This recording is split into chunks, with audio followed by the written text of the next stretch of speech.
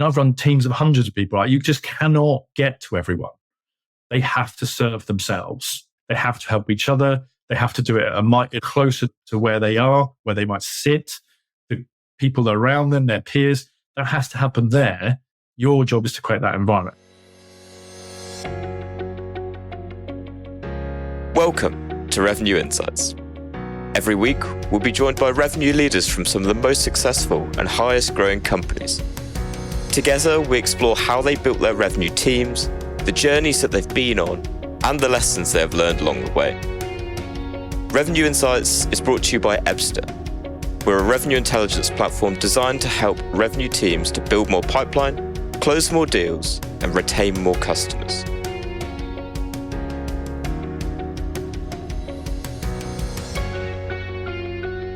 Hello there. You are listening to Revenue Insights. Today, I'm joined by John Hammond. He's the Fractional Chief Revenue Officer who's currently working with Duel Tech and Routefusion. John's career has spanned SaaS and technology-focused businesses, and he's specialized in how to help startups to scale their go-to-market strategy. John, pleasure. Good to be here. I guess for the reference of anyone listening to this is our second attempt at trying to record this.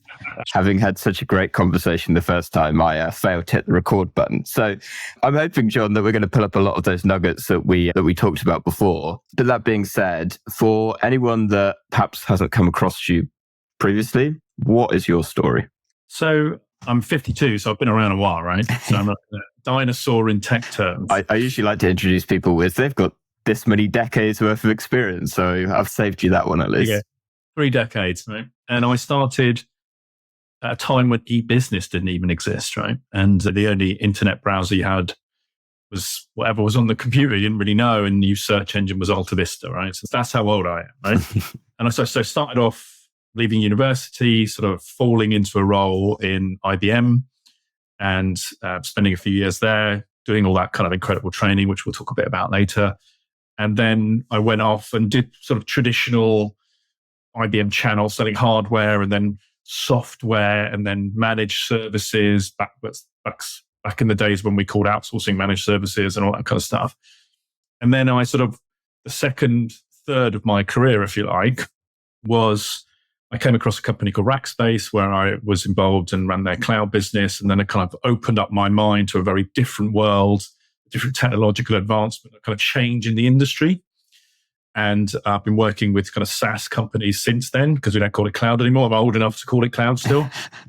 And so I've been working there. And then I started getting more interested in what people were doing on top of what is now known as infrastructure as a service, what we call cloud then. And so that's been the kind of journey, if you like. And I went from being a quota-carrying sales rep, and I've been a marketing manager, marketing director, an ops director. I ran a professional services team. I was a commercial director. I was involved in a couple of mergers and acquisitions. I've been involved in raising money. But the last 10 years has been pretty much chief revenue officer for scale-up SaaS-style businesses. I've done a couple of fintechs, a couple of non-fintechs. So I've been helping businesses grow their business. Once they've got past the kind of product market fit, then that's a really good time to hire someone like me. And now what I'm doing is advising businesses on how to do that. Amazing. And I suppose how I want to begin, so I think we first crossed paths, John. I think I was listening to another podcast that you were talking on, and I heard you referencing some Ebster data in there, which got me really interested to dig a little bit further into, I guess, what's most of interest and how you're using it as well. And I think we'll get into a bit more detail around that. I probably want to begin with our latest analysis for everyone listening came out a couple of weeks before we recorded this. And I guess the beauty of that is it kind of provides an overview of the market. And probably the 3 kind of standout trends that we saw were 69% of reps missing quota, some 44% of deals slipping, and an 8.9x velocity delta between top and average performing reps. And so I guess where I'd like to begin is, how does that compare with your experience? I know that you're actively working with a number of startup to scale up companies at the minute. So I'm just intrigued like how that compares with your experience. It is entirely consistent with my experience at present. Yeah. It wasn't like that 3 years ago, but it is entirely consistent with my experience. And I think the way that you kind of explain it, the way you lay it out is here's what we see, but here's what top performers look like. And that distinction between top performers' behavior and let's call them average performers' behavior is enormous, right? And I think that's the distinction that I'm also seeing. You know, a great salesperson performs their role in a particular way. They've got certain habits and certain activities and style, and not a style. No, I'm not talking about style as in like, you know, how they, you know, but they have a mechanism by which they do it, and it is consistent. And whether they know about MedPick or, as I would use, Medic or not, they are doing those things. That's what is natural to them. Okay. Or they've been taught it somewhere. And that's why that it's entirely consistent. But I'm also seeing that huge discrepancy between top and average performance. I think of a lot of the folks that I'll bring on that would be a similar kind of story, particularly in terms of the number of reps kind of falling short at the minute and that gap between the two. And so let's dig into that a little bit more. What would you say is the most surprising like attribute of a top performer? Well, I'm not surprised. So look, I'm not going to answer your question, Lee. I'm not surprised by top performers. They are so different. But I think the thing that will surprise others, maybe I can answer it that way, is actually they are incredibly professional. So it is this notion that that they very rarely have all their deals lined up for the last day of the month, because they know their perspective isn't, I'm going to stick it in the database, in the CRM, and put it there because I'll get to it and I'll worry about it. They're thinking about when they're going to close it. They've already thought about that. They've done the work before they create the opportunity, and they think, okay, it's going to close here. And so it's a really simple thing, but it's things like that. They are constantly updating the CRM. And this is the kind of thing that if you speak to an average performer, they'll say, oh, I haven't got time for my admin. Would you rather I sold or updated the CRM? I'm like, well, I don't see how they're different things, right? And so it's just a general level of professionalism that I think surprises others with high performers. There's this kind of sense that top performers are out there somewhere doing sales in some kind of magical way, and they've got time for the pettiness of updating the CRM and their forecasts and stuff like that. But actually, the top performers, that is part of the rigor. That is part of the professionalism that's required. So that, I haven't answered your question directly, but I think that's the bit that I think often surprises people with great performance. Just a quick reminder, and then we will be right back to the show. At Revenue Insights, our goal is to share how top-performing revenue leaders build predictable, efficient go-to-market teams. Every week, we speak to the brightest minds, and every quarter, we release the latest findings from our analysis of billions of dollars in pipeline. If you don't want to miss out, sign up to our newsletter at ebster.com/newsletter-sign-up. That's ebster.com/newsletter-sign-up.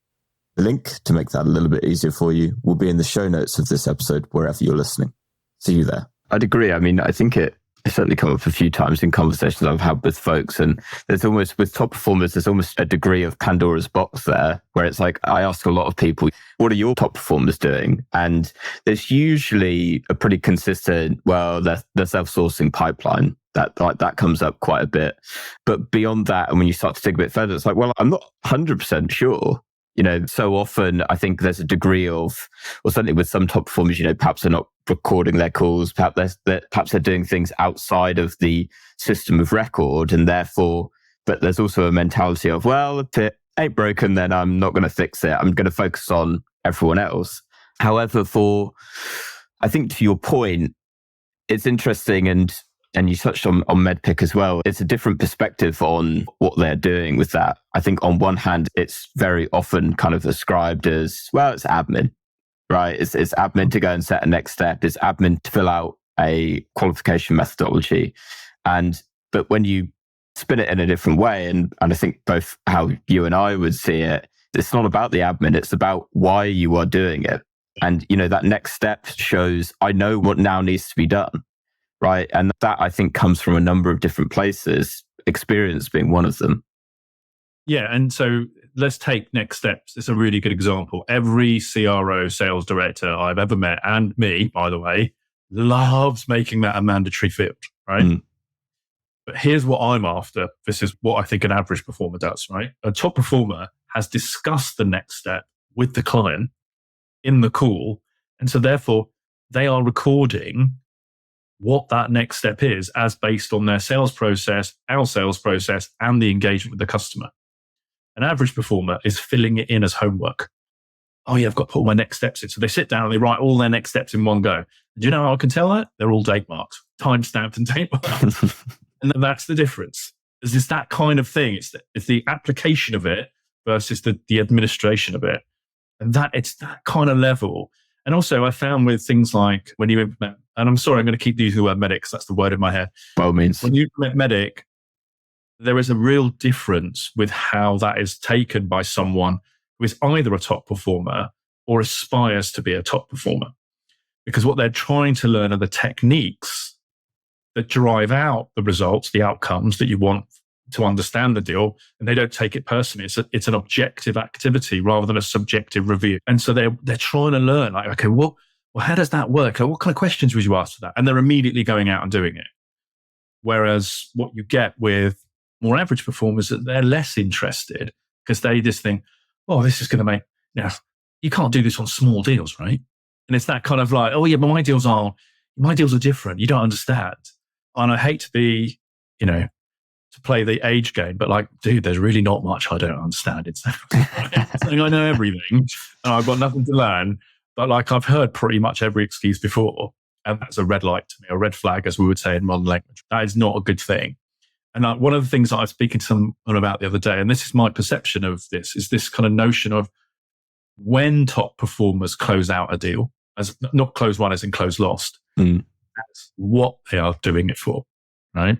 So this is, back in the day, I had a really brilliant mentor in sales, and he said a really simple thing to me, and it was, that the science of sales is figuring out who the hell you sell to, right? And taking those opportunities forward. The art of sales is getting them to buy, right? And it really stuck with me. And that is this before any real analysis, right?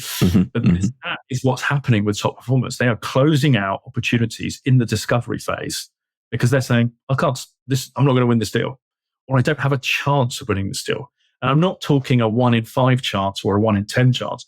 They're thinking 1 in 2 and 1 in 3. Ideally 1 in 2. Certainly in new business. 1 in 3 is that kind of lazy 3 times coverage nonsense. I don't buy into that. And that's really important because these people are saying, my time is valuable. And it's the only thing I can't get any more of. And therefore, I'm only going to work on opportunities that give me a return or have a chance to give me a return to the level of risk I'm willing to take on that and with my time. So that's kind of first thing. And that really comes out. That really comes out in the data. The second bit is why. And these two things are really interesting. And I guarantee you that an average performer, and you've seen it in the data, their deals slip and slip and slip. And they're losing because of budget, priority, or competition. Now, I'm going to be a bit cruel. I'm going to say these are false objections. Because here's what I know, and Gartner research backs up, which is 50% of deals that are done do not have a budget. They don't have a budget. Because they found the budget because the ROI was compelling enough, right? Or return on capital, whatever measure you use. And then it's the priority. It's not priority right now. And I was talking to a ref about this the other day, and he said, well, whenever I've heard that, I always feel a bit like they're fobbing me off. And I'm not, and you're right, they are. They're fobbing you off. Yeah. It's not a priority right now. That's because you haven't done a good enough job telling them or working with them rather than telling them, working with them to just help them understand why this is so important and how it's going to improve their business. Because that's the fundamental bit. Like, how do you improve their business? And the final bit is competitors. Oh, they were a bit better than you. Like, oh man, like losing to a competitor, that's not okay, mate. And I know that's tough and you will lose to competitors, but very few products are the same. Very few offerings are the same. So therefore, you've not found the right relationship. And if you are similar, really, you've lost to someone who's outsold you. What's really interesting with top performers is what they're closing these deals out super early. And here's their reasons. They haven't got the feature set that delivers what the customer wants. They've already decided, I can't win this because the thing that they need, I haven't got it. As opposed to, do you think we could do this? Can we hash something together? And in SaaS world, that is death as far as I'm concerned, right? And we'll talk a bit about that in a second. Or the other one is they can't prove out the ROI. And that has two sides to it. They can't uncover the bit of ROI from the customer or the prospect that allows them to go figure out, the metric, if you like, in medic terms, to figure out what the ROI is. Or the customer hasn't got a compelling enough case, which means it's going to drift. these are really different reasons. They're fundamentally different reasons, right? And when you look at that spider diagram with the adoption of MedPIC, if you look at the lowest performers, they barely register on economic bias. They barely register on it, right? They don't even know who the hell makes the decision. They barely register on metric. They're nowhere on decision criteria, and they're nowhere on decision process. Look, here's the fundamentals of selling. What's the problem? Identify pain. Really straightforward, right? Who owns this problem? Not who signs the check, because it's always the same person that signs the check, right? Like, who owns this problem? Who owns the economic problem, right? How would you measure whether you've solved the problem? How are you going to make this decision? Everything else is interesting, but if you haven't got that, you can't make a deal, right? And if you do, you are lucky. And trust me, there is nothing wrong with being lucky, right? As every lottery will tell you, right? But the key here is, as sales professionals or as go-to-market professionals, or in the context I'm talking to you now as a sales professional, this is about winning. And so if you're a professional athlete and you don't train and you don't get your form right in the race or the event or the throwing thing that you're doing or the jumping thing you're doing, if you haven't thought through how you're going to be, what your version of success looks like and what you think your standards are, you can't be successful. Why would that? I mean, that's an extreme end because it's elite. How would, it's the same thing to me. You're going to use up company resources. You're going to use up your resources in your time. And by the way, at least 50% of your salary is up for grabs, right? Because it's commission based. You're going to put all that at risk and not know these things. Now, if you don't know, and this is the point we've spoken about a couple of times, if you're not trained and you don't know, that's not your fault, right? But if you do get trained and it does get identified to you, that's a whole other issue, right? And I wonder how much of this analysis is down to the fact that people don't know. They're not aware. They haven't been trained.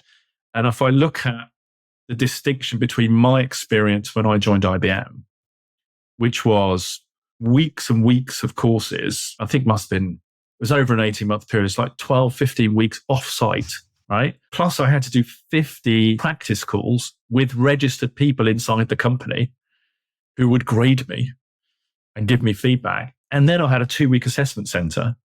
That's just like some of these people I come across, and they're good people. They're smart. They've got a good degree, or they work hard, or they're trying really hard, but they haven't got the fundamental skills. And this is one of the reasons why over the last few years, I've adopted something like Medic, because it's such a terrific coaching framework. It's about, if you can dissect a deal at that particular stage and say, you are here in order to navigate yourself to the summit. These are the things you have to do. And let's talk about how you're going to do those things. That's incredibly powerful because it starts to fill that gap. But I suspect that low performer number is because everyone's got identified pain, right? Everyone does it. How you do it, that's the difference, right? So you could identify the pain. Oh, yeah. And this was I used to sell a management software, sort of upgrading software for Windows. And they go, what's the problem? Oh, they have to upgrade Windows. Trust me, no one wants to upgrade Windows. No one on the planet Earth has ever wanted to upgrade an operating system for their laptop. It's never been a thing. They have to upgrade an operating system for their laptop for another reason. What is it? Oh, it's out of support. Okay, but they could buy Macs. I mean, that could solve the problem. They could just buy Macs and it could be different. Like, what is going on in that? So it's trying to understand the difference of quality between just in identified pain, even though there's a correlation between, or a similar execution between low performers and top performers. That's the closest they get. And it is quite close. I think the quality level is fundamentally different. There's so much that I kind of want to dig into with everything that you just said. And it's probably important for me to note at this stage that a link to everything that John is referring to will be in the show notes below. And probably the second thing that I wanted to call out is I really like your observations on some of the analysis that we did on objection handling. And actually, when creating that report, I was kind of holding myself back from trying to provide a somewhat biased point of view and like my read on the data. So it's very interesting actually hearing your perspective on it, because I mean, I would concur with a similar point of view of when I look at the data looks at the self-reported reasons why a top and an average performer say that they're losing deals. And I saw a very similar thing for those average performers. It was a similar case of budget, priority, competition, where they're regularly losing. And I guess my point of view was based off the fact that I know that I've used, when being cold called, the objections of, it's not a priority right now, I don't have the budget for it. But as a leader, I'm obviously open to the fact that I know that my priorities can change. If it is a compelling enough case and I can see the potential impact of it, my priorities are pretty malleable. And, budgets, ultimately, if you're talking to the right person, then a senior enough decision maker, then budget's not a problem. Budget can be shifted around. Budget can be made available. Whilst for competitors, I think, that's one for, I think, marketers to be aware of, but also sales management as well, of, well, have we been trained enough on how we position ourselves against a competitor? Do we understand how we are different enough against that competitor? And so that was kind of my takeaway from it. Whereas you compare it to those top performers, and probably the only additional layer that I thought when I was producing the report that I think you might agree with, John, would be, I feel like so many of those objections can be certainly anticipated when qualifying. So there's so much alignment, and I think we use both MEDDPICC and SPICed in our analysis because they were the two most frequently coming up. But there was so much alignment based off of, well, if budget's the objection, then have you been able to understand more about what the pain is and, what potential business impact that's going to have on them? If it's what's the implication of that pain? Can you quantify it? Because if you can, then there's the budget, right? Exactly, right. And if it's challenges around priority, then it's a similar point, right? Is it going to be a nice to have for them, or is it going to be a need to have? And that I feel like there's, certainly when creating it, it felt like there was so much alignment just from having that framework to really set up everything that came after it. Yeah, I mean, just let's take one thing there, right? Your point of budget or priority. This is really down to a decision maker at a senior level making it happen. And so if that's why average performers are closing out deals, your spider diagram shows us why that's happening, because they are miles behind on access to an economic buyer. So there's a direct correlation between what you do as part of the deal process and the outcomes you get. And if there's anything that the human brain can do, it's cause and effect, right? And there it is. There's cause and effect right there for you. Yeah. The challenge is helping people understand how they bridge that gap. But very first thing is they have to be willing to participate in an activity that says, this is why you're not being successful.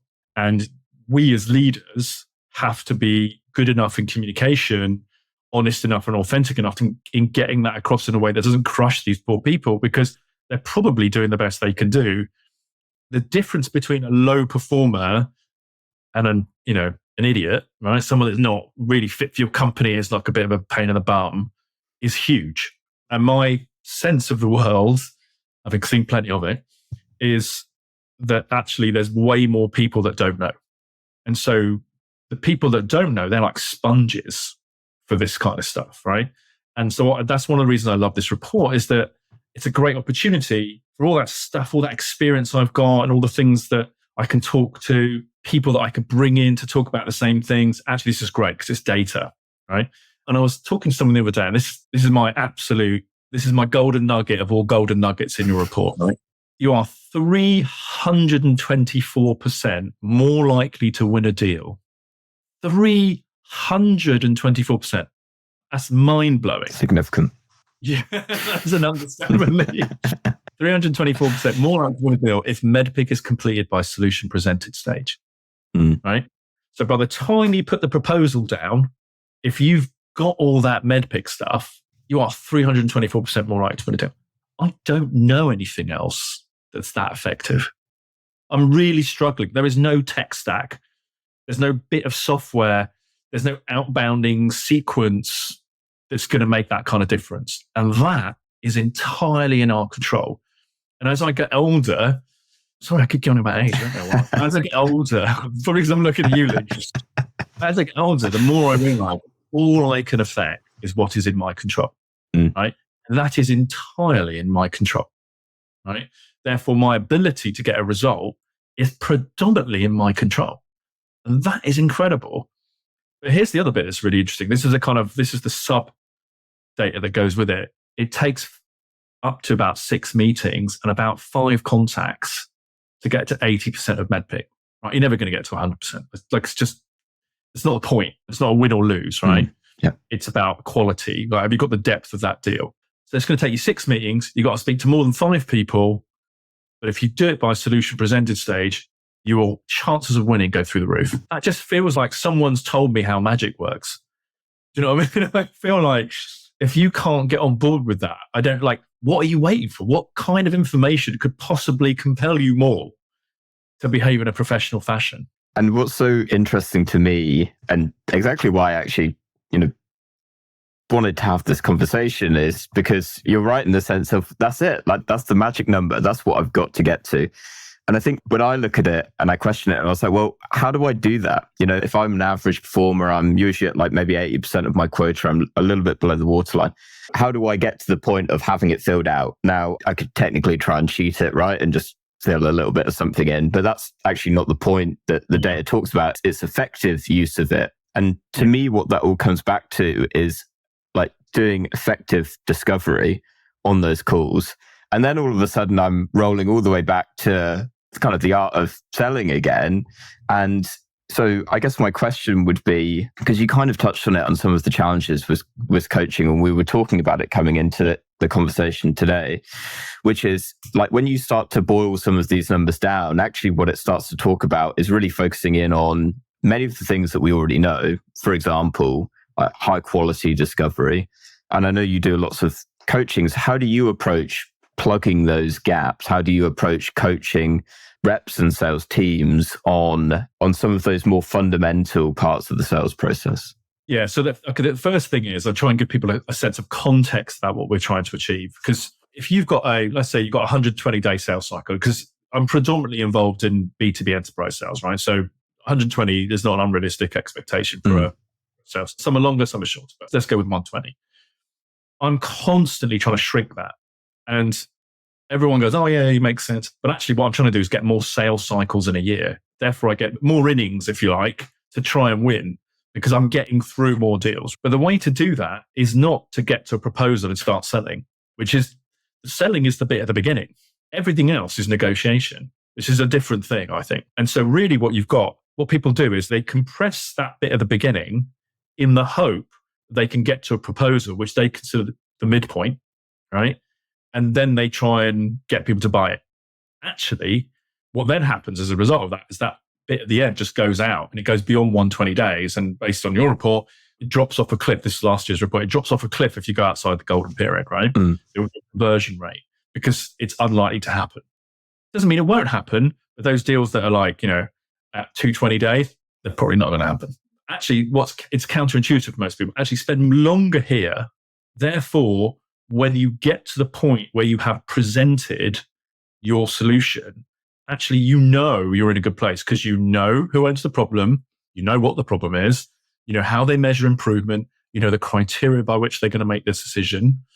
And you know the process where you're going to do it. That puts you in an incredible position to then compress the rest of that cycle because you're moving at pace.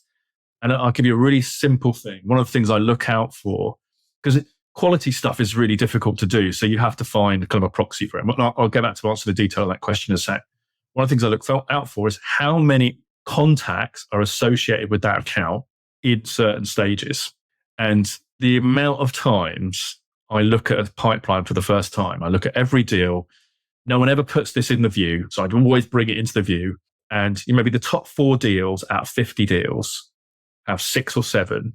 And then after about 8, it goes to 2 contacts. An entire enterprise company, you have 2 contacts, right? It's terrifying, right? Either you didn't put it in which case you don't get it, right? Because the rest of the company think we can't put them in a sequence, we can't do anything interesting, we can't do the ABM stuff that we want to do, or you don't care and you think you've got it. Even if you've got the economic buy, you still need consensus elsewhere. So that's the first thing, is try and give them the context of what's going on, right? And then the next bit is to try and help them understand what are the key bits that make a difference. What does when you try and identify the pain, what are you actually looking for? Are you looking for the thing that they tell you or the cause of that thing? So I can tell you my arm hurts. No, actually, I'll do a better one. You go to the doctor, and you say, my head hurts. And they go, oh, it's some aspirin. You go, oh, thanks. Brilliant. You'd be pretty unhappy, right? And as a CRO, I'm pretty unhappy if that's what's happening. Actually, you will know your job as a seller in that discovery phase is to really understand what is causing that pain. Like, what's behind it? Like, why do you need to do this? Why is this relevant? Why is that thing happening to you? So, it's layers of why to get to that point. So that's the kind of first thing. It's like, give them depth around it. Everyone wants to meet the kind of, I need to be the decision maker. Actually, it's quite offensive to the person you're speaking to say, hey, would you mind if I spoke to the organ grinder because I'm done speaking to the monkey? That's not cool at all. But you do need to speak to the organ grinder, right? How you do that and how you make that work is really, really important. This is where champions become important. So it's getting into the detail of each one of those bits. So now you have context and you've got some detail of like why you need these certain things to be in a structured environment. And then the final bit is technique. Because here is the danger when you learn a new thing, right? Is you go out and you try and use it. And that, by the way, that is what you're supposed to do. But the dangerous bit that comes with it is in this kind of scenario is you're now interrogating a poor person at the end of a Zoom call and saying, what about this? What about that? What do you think about that?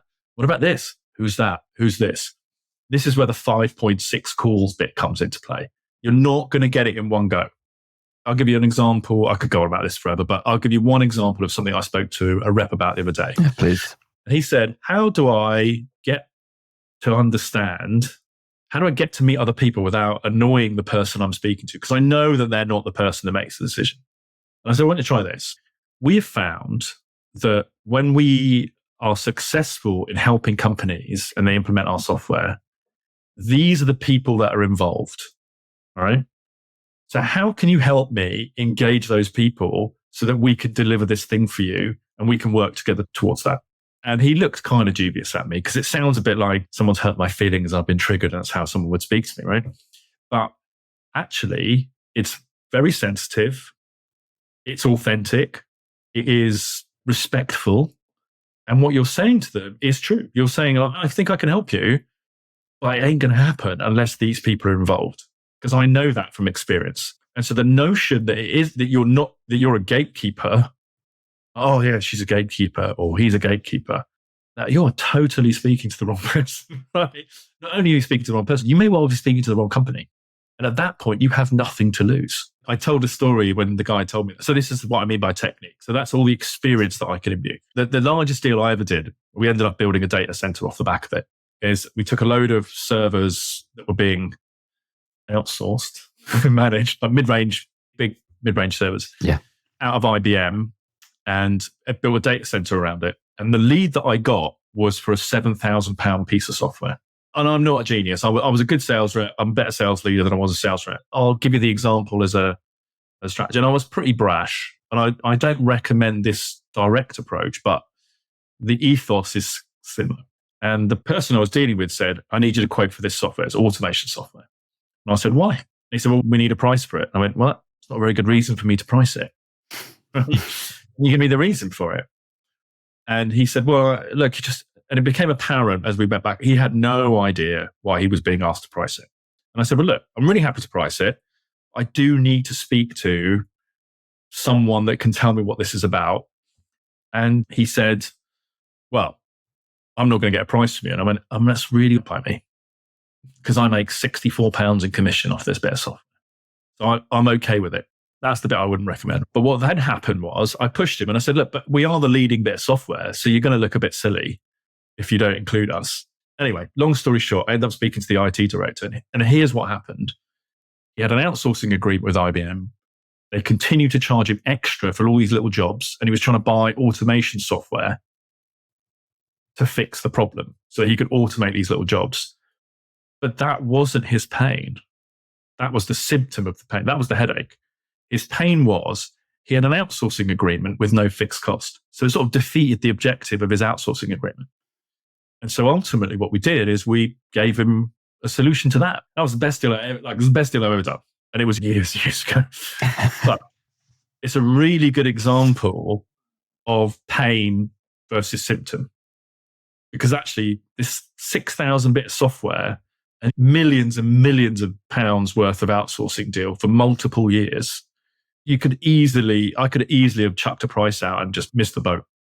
And it's that kind of thing that you need to imbue to people. And like, how the hell are they going to learn that? Where do they get that from? That's the bit I struggle with. Is I think this is kind of like paucity of training that happens. That, it's like, maybe I should set up a business doing this, but it's this kind of idea that actually, how do people even know that this is a thing that they could do? Because if someone says to you, oh, this is our problem, you kind of take it at face value. But I think the quality of a great rep is that they're inquisitive and they're interested and they want to know a bit more. And it's not like a interrogation. They're like, oh, well, that's interesting. Why is that? It's that kind of inquisitiveness that I think makes great reps. Just a quick reminder, and then we will be right back to the show. At Revenue Insights, our goal is to share how top-performing revenue leaders build predictable, efficient, go-to-market teams. Every week, we speak to the brightest minds, and every quarter, we release the latest findings from our analysis of billions of dollars in pipeline. If you don't want to miss out, sign up to our newsletter at ebster.com/newsletter-sign up. That's ebster.com/newsletter-sign up. The link to make that a little bit easier for you will be in the show notes of this episode, wherever you're listening. See you there. It's such a great point, and particularly around the challenge of getting reps to, I guess, see it in that way, as you say. And I asked quite a few people, what are the kind of traits that you're looking for when you're hiring great reps? And curiosity is like always number one. But because for that reason, I mean, technically, you don't even have to train it if you just get someone that's naturally the type of person that enjoys asking questions and can be a little bit nosy, right? Just tune them with technique, don't you? So they doesn't sound like an interrogation, right? But they go for it. Yeah. Exactly. And there is a fine line between the two. And to be honest, this was the kind of question I was asking myself, even when creating the report, which is the natural question to all of these is, okay, this is what my top performers are doing. This is what my average performers are doing. How do we close the gap between the two? And obviously I come at this from the technology perspective, and how do we potentially do that? And it's a difficult one to answer because there's no other than like technologically, I guess, trying to clone people, but we're a little bit of a way off that. I thought you went a different technology way. We're not there today. However, and internally, we're working on a few different things to try and understand, well, how do we start to bridge that gap? But ultimately, I don't think that, and time might prove me wrong on this, I don't think ultimately technology will be able to answer that question that you kind of talk about, because how I see it, so much of that gap is often experience that gets the top performer to where they are, because it is a combination of the traits and their character, but also the experience of having done many of those calls and meetings before, going through that process many times, knowing the type of questions that they should ask, knowing the type of things that they should draw on to then start to dig further. And that's, I guess, why we're starting to look at it is, well, we can't necessarily teach them what those questions are, but we can highlight those instances so that when they are being coached, although as you kind of talked about, how frequently are they being coached, but at least making those insights available of, this objection was mentioned at this stage and we didn't have a particularly good answer for it. Being able to drill into those moments rather than, I think the challenge around coaching and training at the minute, certainly when you look at specific examples, is it relies on a human being to go and look through all of those calls, and you're then also relying on human nature to pick out those key bits to then go and coach someone. I think that's inherently one of the challenges where, particularly when you've got a large sales team, that's many hours of calls that and however many emails to go and trawl through to really understand what exactly should I be coaching them on. Yeah. So we're now out of sales and into management, right? Well, leadership, I would call it. Management is getting things done. Leadership is doing the right things. Yeah. It's a great Drucker quote. Around my head. That. Yeah. So here's where it gets interesting. And I've spent a lot of time thinking about this and about motivation and stuff like that, because it's the heart of leadership. I can't motivate anyone. I think of myself as charismatic and a good leader, and I've got some decent experience and some good stories and stuff. I can't motivate you, really. I can make you excited for a bit. Only you can motivate you, right? My job is to figure out the thing that actually motivates you and help you understand the different ways, and it is different for everyone, that you can get what it is that motivates you from doing the thing that we do together at work. Right? That's the best I can do. And that is almost never done. Right? Like almost never. Like in my experience with leaders, they just want me to get the job done. A very small number have correlated that to what I want to get to, what matters to me, and figuring out how to connect those things. Because if I've learned anything about people, I've learned two things about people in my entire life. One, you can't make anyone do anything. And I have children, and I freaking try. Right? You can't make anyone do anything. Yeah. Right? Two, people will do anything to do what they want.